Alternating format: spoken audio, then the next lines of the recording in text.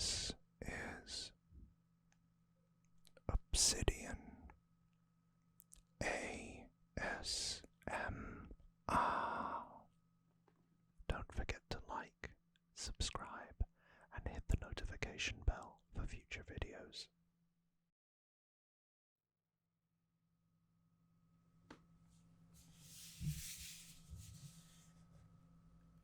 Hey everyone.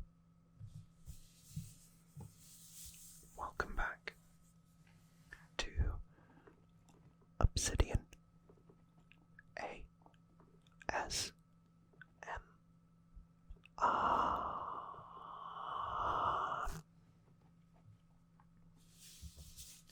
And today we're going to be talking about the absolutely epic, Spirited Away. Spirited Away is by far one of the most recognizable anime films in the world. And anime is another thing very close to my heart. I wouldn't say that this was the first thing that got me into anime, but if you haven't watched it, I think you should. It is, I believe it's the only anime film to win an Oscar, I think, and it won it in 2006. This film is made by Hayao Miyazaki, and this is the special 20th anniversary edition that was only available for a very limited time, but I managed to nab one for my partner, who is also a big fan of anime. This is one of many Studio Ghibli, however you want to pronounce it, films that I love. And there's more of these that I can take you through. But for now, we're focusing on Spirited Away. And not just the story, but the folklore and the cultural themes that are run throughout the film.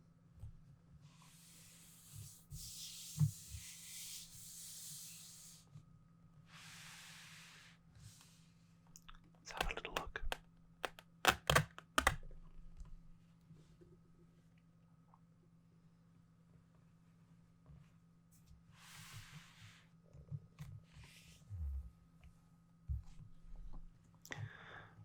So, I believe everything is in here.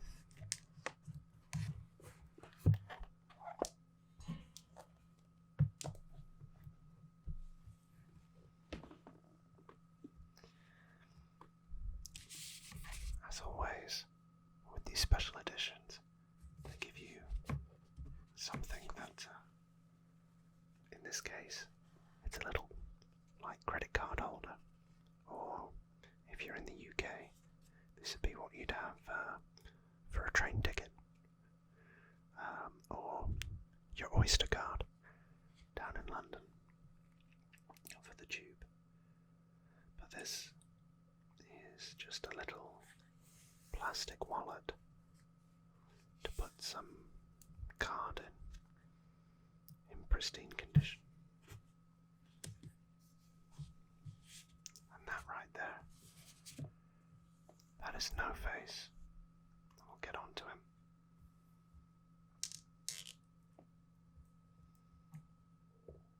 I love that colour. Green.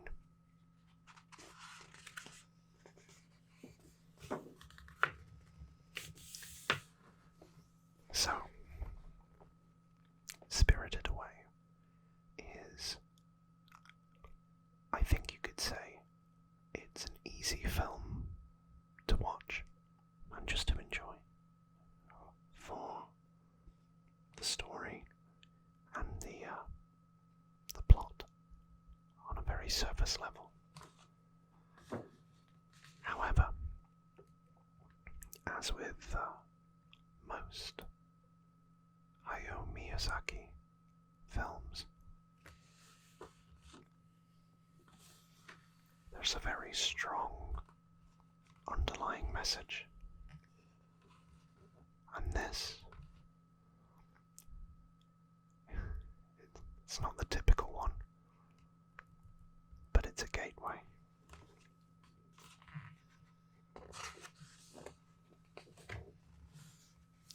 I also think the artwork is beautiful.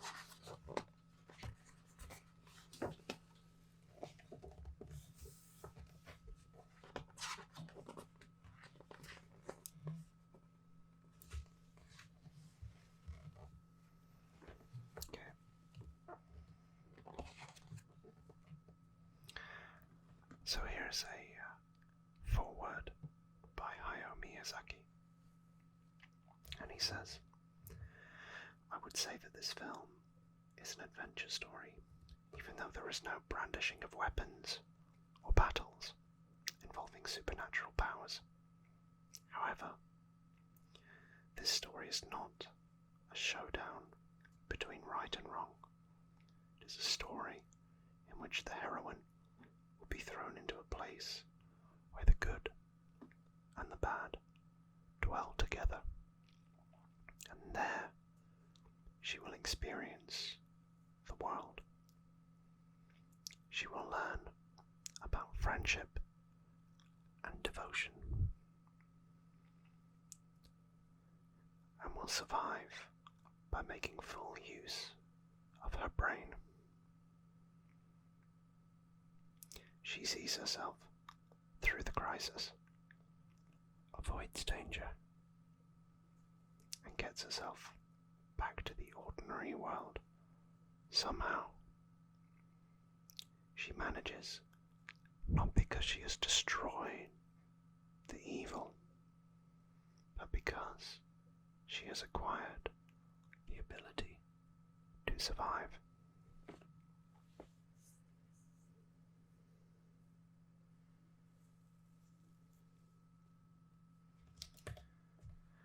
So, Hayao Miyazaki is a well-known pacifist.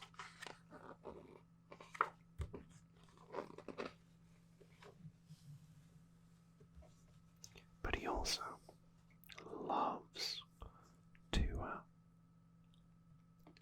weave folklore into his stories. So, for instance, just to go back to it, the main theme of this film is to describe, in the form of a fantasy, some of the things in this world which have become vague, and the indistinct world which tends towards rather erosion and ruin.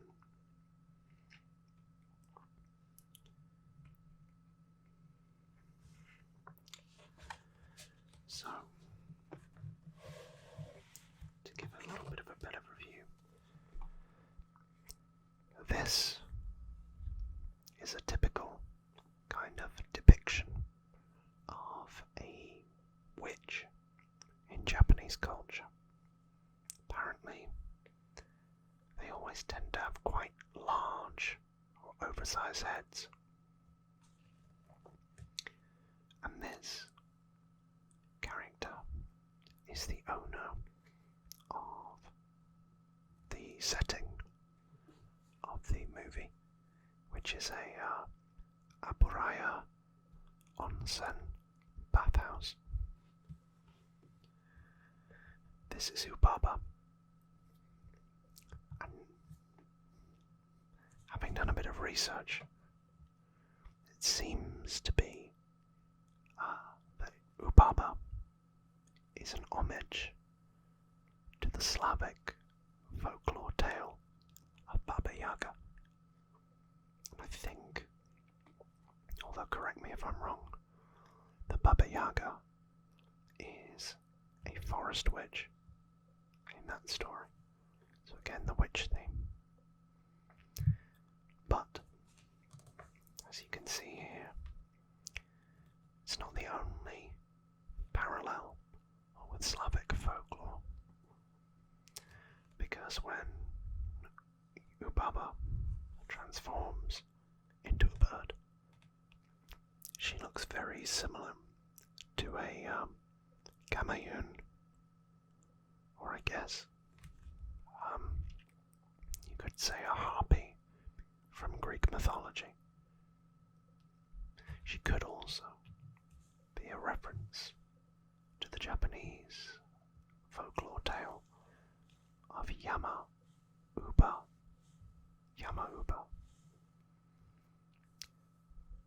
Mostly because of her baby, or Bo, I think his name is, which literally translates to boy.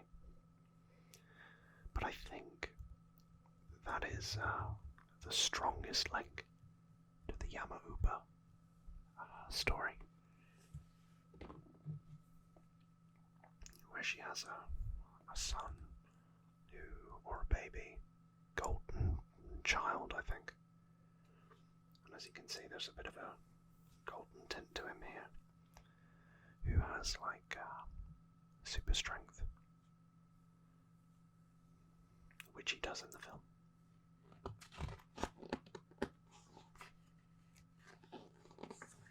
If we just skip ahead.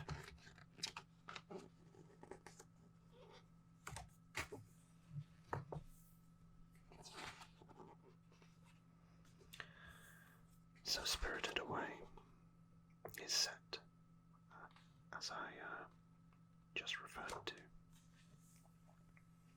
in a bathhouse. Okay. Chihiro,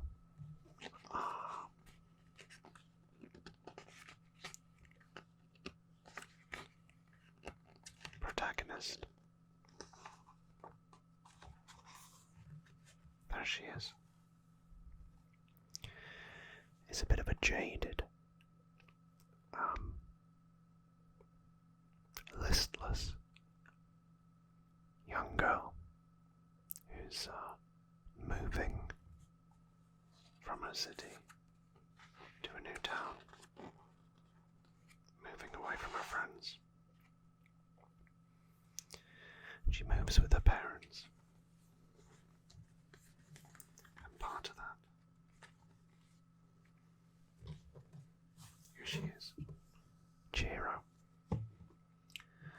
So it says, 10-year-old Chihiro is an only child who is a little spoiled. On the way to their new house, she and her parents wander onto a small road, which leads them down a mysterious tunnel. After exiting the tunnel, they wander into a strange town. There, she finds a bathhouse spirit visit to rest and heal themselves. As she wanders around the town, she encounters a mysterious boy who cautions her to leave before nightfall. But cursed for eating the town's food, her parents are turned into pigs.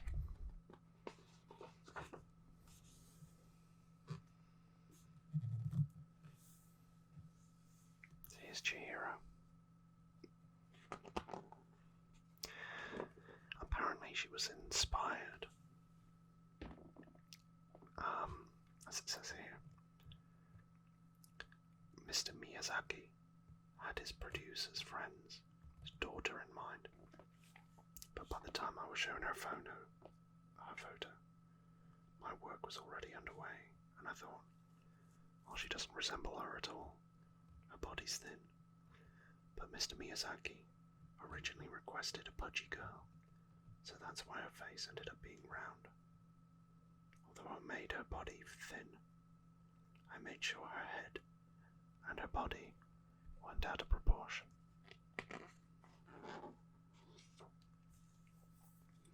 So as it alludes to,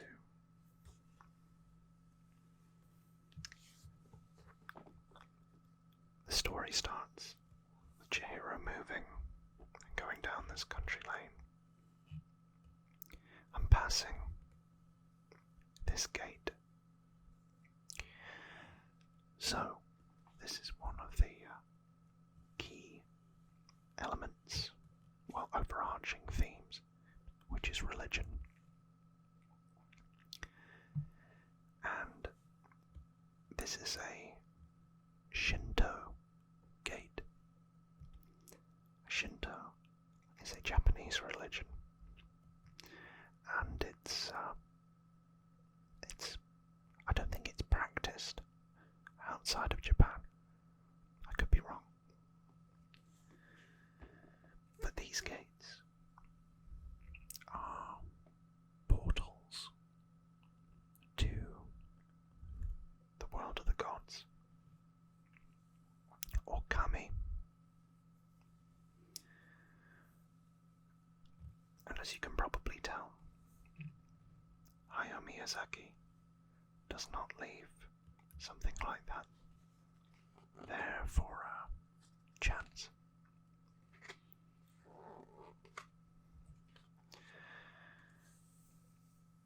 So they go through this lighthouse, guarded by a stone spirit, and they end up the other side, in the realm of the deities, the gods. And as the little blurb about Chihiro said, the family end up eating some of the food that has been prepared for the gods. And as such, the first bit of commentary on the state of the current world, their gluttony and consumerism turns them quite literally into pigs.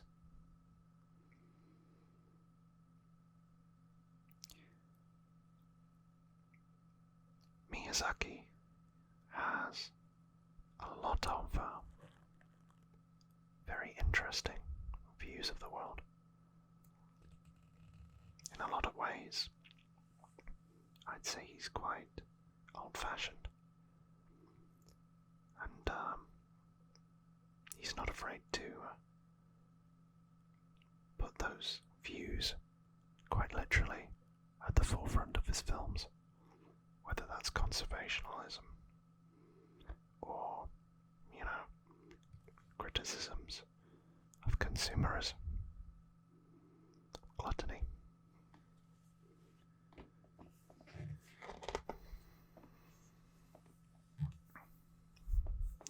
But then we get to the setting, which is an Aburaya onset bathhouse. Now, I mentioned Shinto,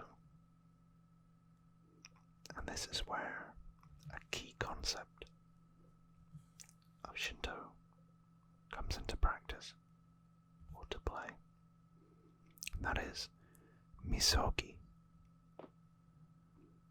which is a religious practice of purification through bathing. And I don't think it's a coincidence that Miyazaki chose a bathhouse as the setting in a story revolving around consumerism greed, and entities that feel lost.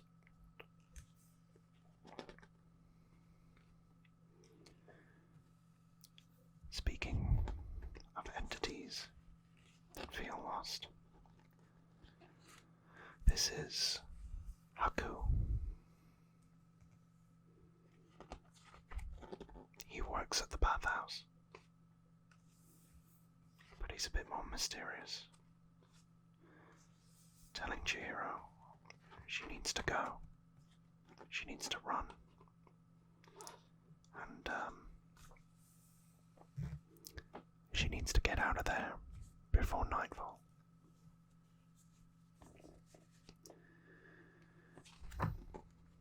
Chihiro is surrounded, there you go, bathhouse, by spirits such as these, or yokai. So, these are all variations of Japanese deities, or gods. I believe that these are representative of a god that Japanese parents dress up as, kind of scare their children.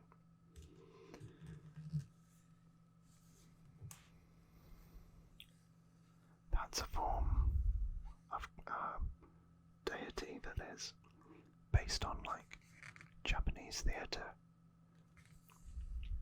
or prayer, actually, because they come in wearing ritual robes, kind of thing.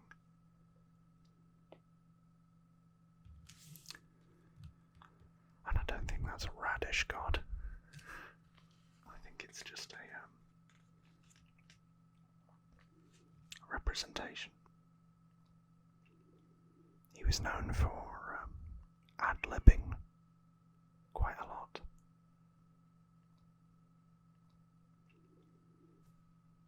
So, that's interesting.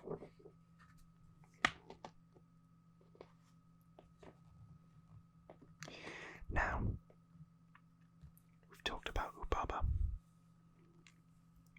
but there's another really key section that kind of builds into this, which is the contract. Don't know whether I can find a better page.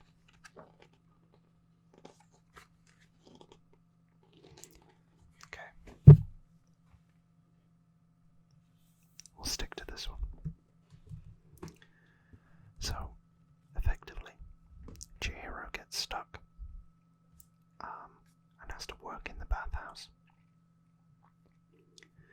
And if you look at her name with the Japanese characters, it translates to 1,000 questions in English, because the chi, I think it is, there are two ways to pronounce 1,000 in Japanese: chi or sen. So when Ubaba takes the contract to Chihiro, the only character that's left on the page is the last one, which is the chi or the sen. And Chihiro's name for the rest of the film while she's employed is Sen. So it's a bit of a play there, but it's a little deeper.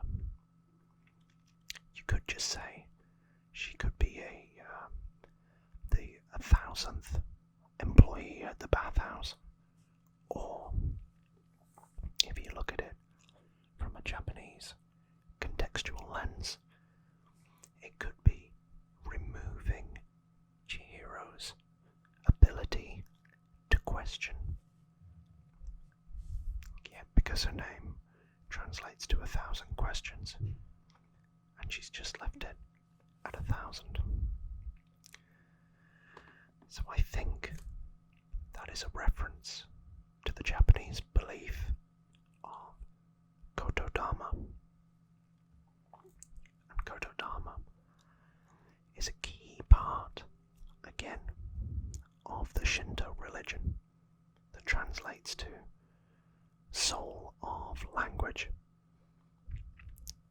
Basically, that sounds can magically affect objects, and that ritual words can influence our environments, bodies, mind, and soul.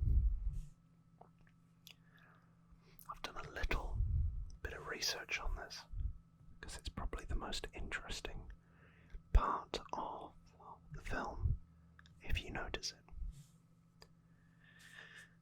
So I'm pretty sure that there are these like little paper or wooden charms that get left at Shinto shrines that just have the name of the god or kami and the name of the shrine written on them. But they're believed to grant protection or a blessing. So I guess, in this context, if you think about the power dynamics, Yubaba is stealing Chihiro's name and almost gaining power over her in the realm of the gods, rather than lending the power of the gods to Chihiro in the human world. It's almost, I guess, locking her into servitude, but then again, that's all employment. And it's interesting that she forgets her name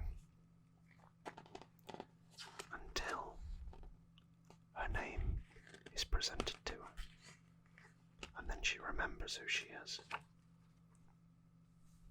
and the journey kind of restarts. Now, we talked about briefly Haku. It turns out he had a mysterious origin too.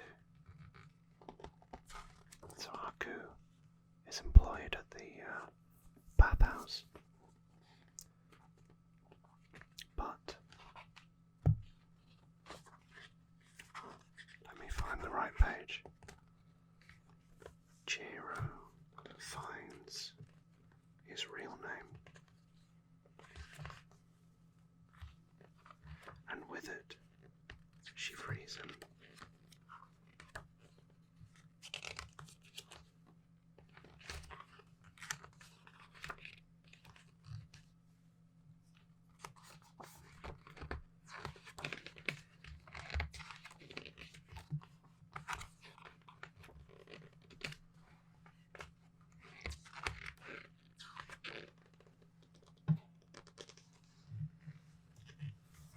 So, it turns out that he is actually a dragon. And when she utters his name, she releases him from the curse or the contract. Now, in Western culture, dragons are viewed as fiery creatures. But in Japanese culture, they're more viewed as like guardians of the river, which again feeds back into the motif of bathing and purification.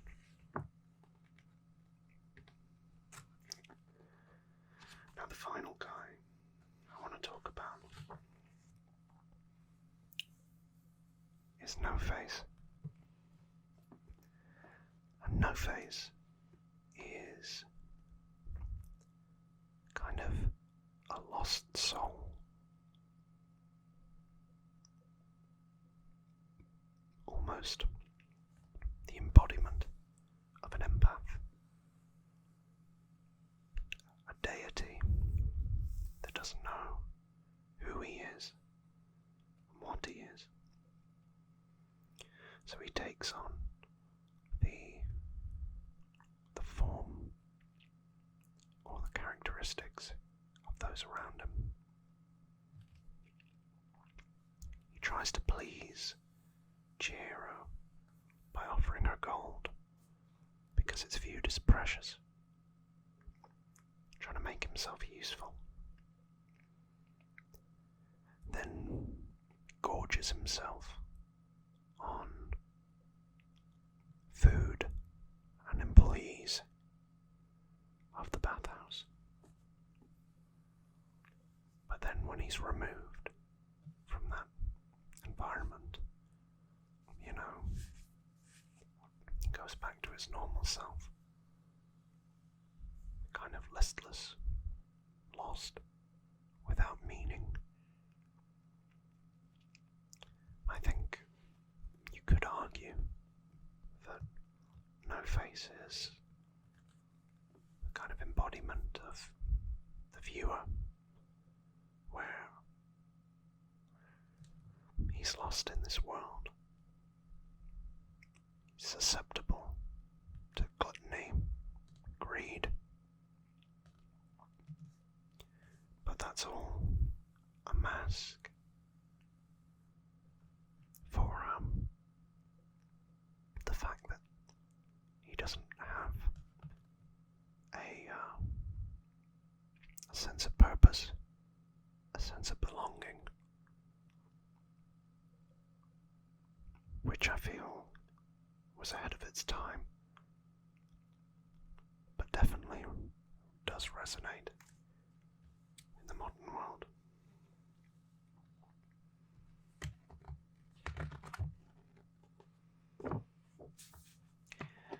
He ends up finding himself or his purpose out in the sticks, away from the bright lights, with Zeniba, who's effectively the sister of Yubaba.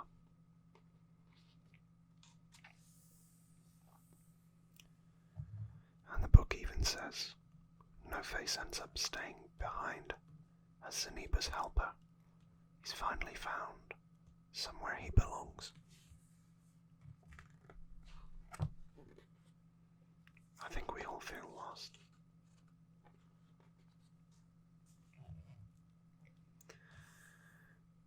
The final point is Haku makes Chihiro promise that she go towards the gateway that led her into the spirit world, but that she must not look back. He says, you have to promise not to look back, not until you've passed through the tunnel. That's a theme. Again, Miyazaki is saying Chihiro and the viewer should always look forward, never back.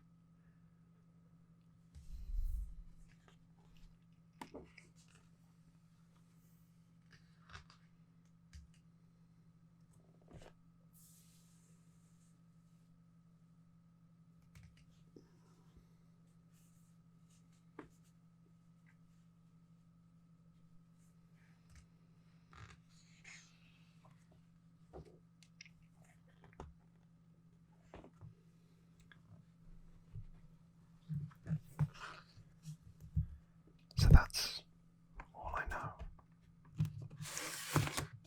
about Spirited Away. I'd like to show you some of the artwork that comes with this.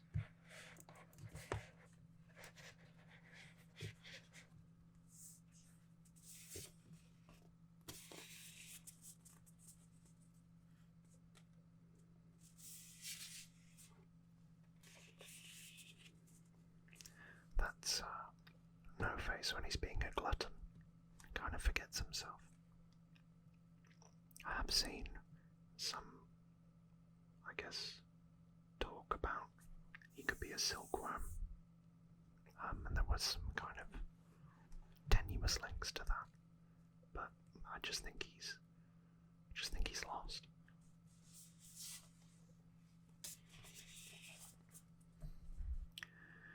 This is Chihiro in the spirit world with the yokai, or god deities.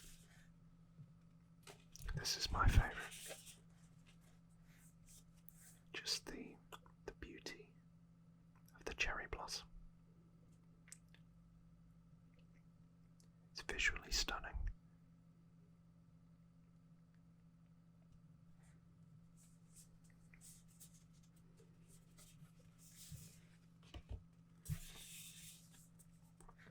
And of course, Chihiro and Haku.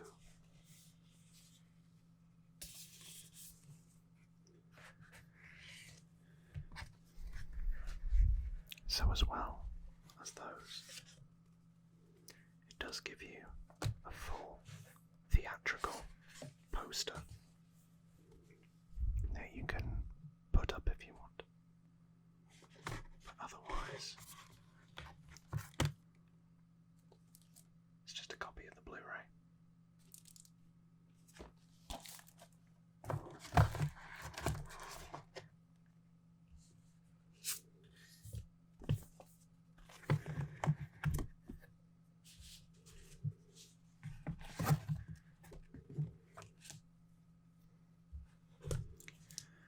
So,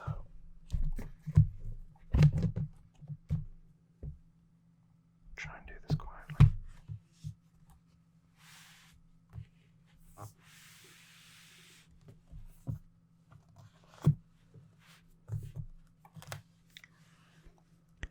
Thank you for spending time with me and exploring the folklore and background to Studio Ghibli's Spirited Away.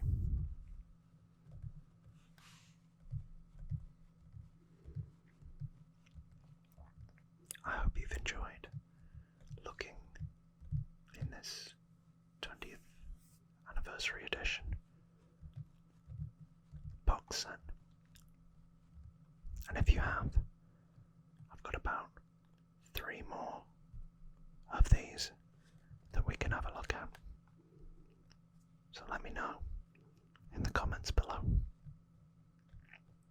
If you're new and you've enjoyed it, this has given you tingles, why not subscribe and join us on the road to 1,000 subscribers. I love this little community, and I'm so happy to see that it grows week on week. I'm glad that I can give you all a bit of calm, a bit of quiet, and a bit of relaxation. There's really no greater feeling.